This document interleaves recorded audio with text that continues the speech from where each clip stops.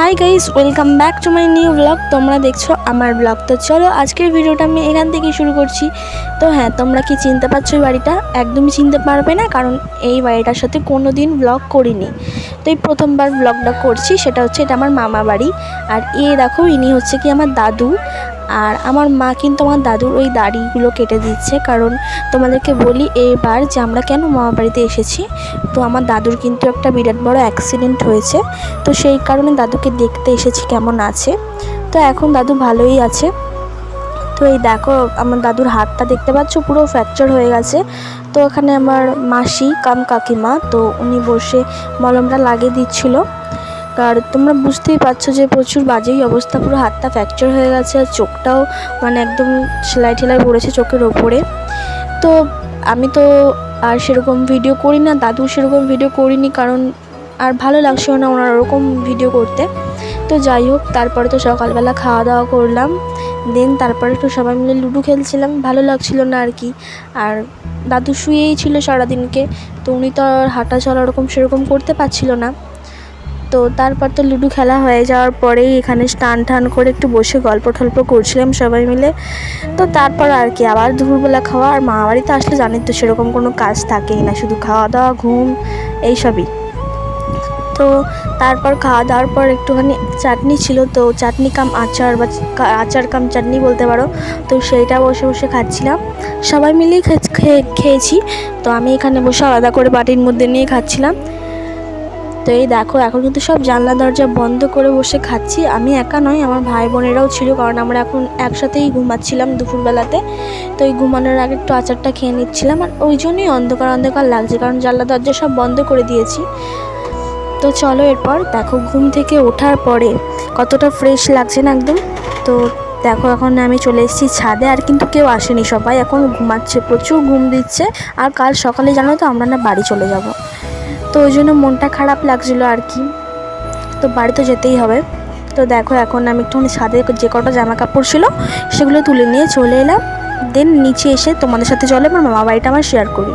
তো এই দেখো, এটা কিন্তু আমার ফুল মামা বাড়ি, মানে ছাদ দিয়েছে এই কদিন আগেই। তো হ্যাঁ, 1 বছরও হয়নি মনে হয়, 1 বছরের কাছাকাছি। তো এই দেখো, এই দিকটা হচ্ছে কি বাথরুম টাথরুম আছে। আর এই যে ফুল বাড়িটা দেখো। এবার চলো ভেতরে ঢুকি। এই দেখো, দুটো কিন্তু বাড়ি, মানে দুটো ঘর, বাড়ির ভেতরে দুটো ঘর রয়েছে, 3টে ঘর, মানে একটা ঠাকুরের ঘর। দাঁড়াও, লাইটটা জ্বালাই, অন্ধকারে কিছু দেখা যাচ্ছে না। দাঁড়াও, যাই আগে ওই ঘরটাই যাই। আর এইখানে দেখো, এরা সবাই মিলে লুডো খেলছে। আমার কাকা মানে আমার মেসোই বলতে পারো। তো যাই হোক, এবার চলো ফার্স্ট থেকে শুরু করি। রান্নাঘরটা তোমাদের দেখাই প্রথমে। তো এই দেখো, সিঁড়ির নিচে কিন্তু রান্নাঘর। তোমাদের কার কার এরকম সিঁড়ির নিচে রান্নাঘর আছে অবশ্যই কিন্তু কমেন্ট করে বলতে ভুলো না। তো এই দেখো, আমাদের কিন্তু রান্নাঘর নেই, কিন্তু আমার মামা বাড়িতে এরকম রান্নাঘর হয়েছে। তো তারপরে এই দেখো ফুল বারান্দাটা। আর ওইখানে তোমার দাদু শুয়ে আছে, অসুস্থ, তো উনি তো শুয়ে থাকবে এখন সারাদিনে। এবার দাঁড়াও, তোমাদের সকালবেলা একটু ভালো করে দেখায়। তো এই দেখো, এবার দেখতে পাচ্ছ বারান্দাটা একদম। আর এই দেখো, এখানে কিন্তু একটা ব্যালকানি টাইপসের রয়েছে। আর এইখানটাতে আমার দাদু সারাদিন শুয়েছিল আর কি, ওই অসুস্থ হওয়ার পর। এখন দাদু অনেকটা বেটার আছে, বেটার ফিল করছে, ওই জন্য উঠে দাঁড়িয়ে হাঁটাচলা করছে। আর এই যে দুটো ঘর, আর এটা হচ্ছে ঠাকুর ঘর। চলো ঠাকুর ঘরটা তোমাদের দেখায়, ঠাকুর ঘরের লাইটটা জ্বালিয়ে নিই।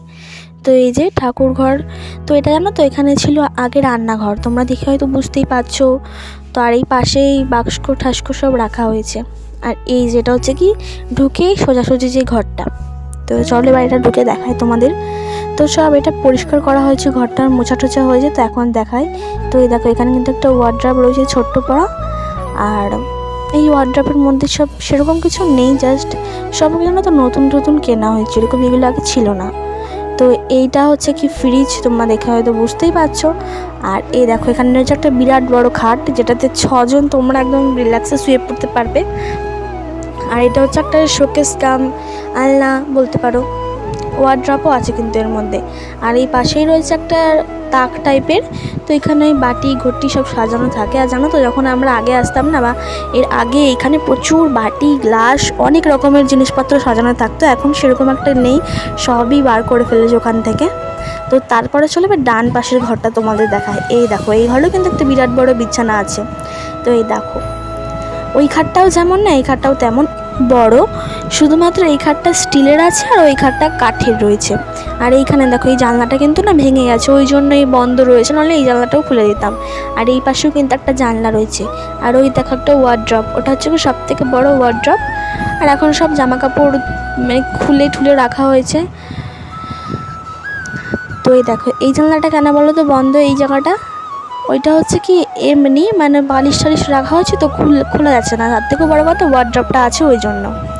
তো এই দেখো ঠাকুর ঘরটা এবার দেখো সন্ধ্যাবেলায় কতটা সুন্দর লাগছে লাইটিং লাগানোর পর। তো তারপরে এই দেখো আমার দাদু, তারপরে আমার ভাই এখানে বসে বসে সব গল্প টল্প করছে। আর আমার ভাই একটুখানি দুষ্টুমি করছিল, ওর মাকে পা দেখাচ্ছিল, ওই জন্য আমি ওকে ভিডিওটা করে রাখলাম। বললাম দেখ তোকে পরের দিন তোকে কীরকম দেয়। তো যাই হোক ভিডিওটা আমি দিয়ে দিলাম, এই ভিডিওটাও দেখবে পরে। তাই দেখো এখানে আমার মা, দিদা, দাদু, তারপরে আমার মাসি, আমার বোন এই যেখানে বসে সবজি কাটছে। কেন বলো তো, চলো তোমাদের দেখায় কেন সবজি কাটছে। হ্যাঁ তোমরা ঠিকই দেখতে পাচ্ছ, এখানে কিন্তু আমি পাস্তা বানাচ্ছি আজকে সন্ধ্যাবেলা সবাই মিলে খাবো। আর তোমরা হয়তো অনেকেই বলতেই পারো যে অসুস্থ একটা মানুষকে দেখতে এসে পাস্তা ভাত খাওয়া এইসব চলছে। দেখো ওনাকে দেখতে এসেছি তো দেখতে এসেছি, অবশ্যই খেতে তো হবেই। তো উনিও পাস্তা খেতে খুব ভালোবাসে, ওই জন্যই পাস্তা টাস্তা বানাচ্ছে। আর দিদা না এরকম সেরকম কিছু বানায় না, তো ওই জন্য কেউই বানাতে চাইছিল না, তো আমিই বানালাম, দিয়ে সবাই মিলে খাওয়া দাওয়া করলাম। তো তারপর দেখো সন্ধ্যাবেলা দেখতে পাচ্ছ কতটা বিদ্যুৎ চমকাচ্ছে। আর তোমাদের বলি এই ভিডিওগুলো কিন্তু মানে একদিনের ভিডিও না, এটা কিন্তু 2-3 দিন ধরে আমি ভিডিও ক্লিপগুলো নিয়েছি। মানে 3 দিন যেটা ছিলাম না, ওই 3 দিনের ক্লিপগুলো নিয়ে এক জায়গায় করে আমি ভিডিওটা দিচ্ছি, কারণ আমি একদিন সেরকম ঠিকঠাক ব্লগ বানাতে পারিনি। তো তারপর দেখো রাত্রিবেলা কিন্তু আমরা বেশিরভাগ রাত্রিবেলাটুকুনি না আমরা এই ছাদে এসেই থাকতাম, কারণ প্রচুর গরম জানো তো। আর এটা তো শহর এলাকা, মানে বেথুয়া শহর, আর আমাদের এদিকে তো গ্রামাঞ্চল, তো এরকম হাওয়া দেয়, আর এদিকে তো সেরকম একটা হাওয়া দিচ্ছিলও না। আর সব গায়ে গায়ে বাড়ি তো পুরো মানে একদম কি বলবো প্রচুর গরম। তো এই দেখো এখন কিন্তু নেমে চলে এলাম ছাদ দিয়ে এবার চলে ভাত খাই রাত্রিবেলা। আর আজকেই জানো তো লাস্ট, কালকে আমরা সকালবেলা বাড়ি চলে যাব, ওই জন্য মন ভালো লাগছিল না, আর কোনো ভিডিও করিনি। যাই হোক চলো এবার একটু ভাত খেয়ে নিই। আর আমার দাদুর খাওয়া হয়ে গেছে, তো উনি রুটি আর মাংস খেয়েছে, ওনাকে রাত্রেবেলা রুটি শুকনো জিনিস খেতে বলেছে।